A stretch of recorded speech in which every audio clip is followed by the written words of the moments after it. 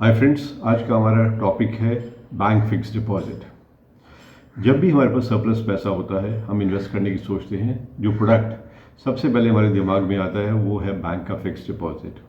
और उसके पीछे शायद एक बड़ा रीज़न है कि जब भी हम फिक्स डिपॉजिट कराते हैं, वो साल के लिए हो, 2 साल के लिए हो, 5 साल के लिए हो, तो उस पर इंटरेस्ट रेट जो है फिक्स होता है। वो इंटरेस्ट रेट बेशक 6% हो, 7% हो या 8% हो।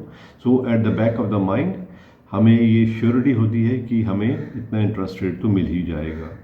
और शायद ये बहुत बड़ा रीज़न है कि आज हमारे देश में बैंक फिक्स डिपॉजिट का बेस जो है 1,60,000 करोड़ से ऊपर है।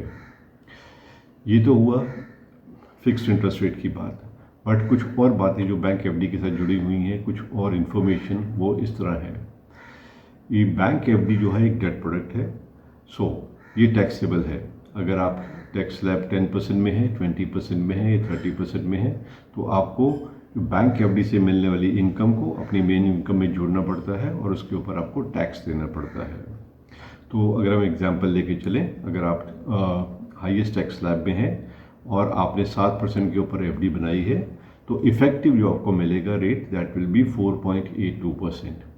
और बाई एनी चांस अगर बैंक एफडी का रेट 8% है तो आपको मिलेगा 5.50%। और अगर 6% भी एफडी बनी हुई है तो आपको नेट मिलेगा 4.13%।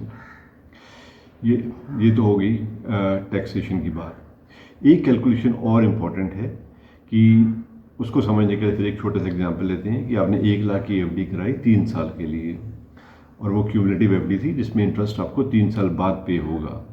पर इनकम टैक्स के रूल्स के हिसाब से at the end of the financial year, पहले फाइनेंशियल ईयर, दूसरा फाइनेंशियल ईयर और इवन थर्ड फाइनेंशियल ईयर 31 मार्च को जो भी आपका इंटरेस्ट एक्रू हुआ है उसके ऊपर आपको फिर 10% TDS देना पड़ेगा।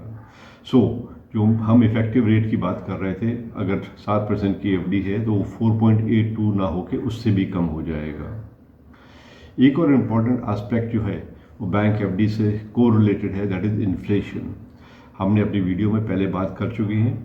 कोई भी ऐसा प्रोडक्ट जो इन्फ्लेशन को बीट कर पाएगा post taxes can be termed as investment. इसका लिंक नीचे लगा हुआ है इस वीडियो का, आप उसको दोबारा देख सकते हैं। तो अगर हम देखें बैंक की एफडी 8% के ऊपर भी पोस्ट टैक्सेस इन्फ्लेशन को, जो कि 6.5 और 7% के आसपास है, उसको बीट नहीं कर पा रही है। तो इस तरह बैंक एफडी को एक इन्वेस्टमेंट प्रोडक्ट मानना आज के टाइम में वो ठीक नहीं होगा।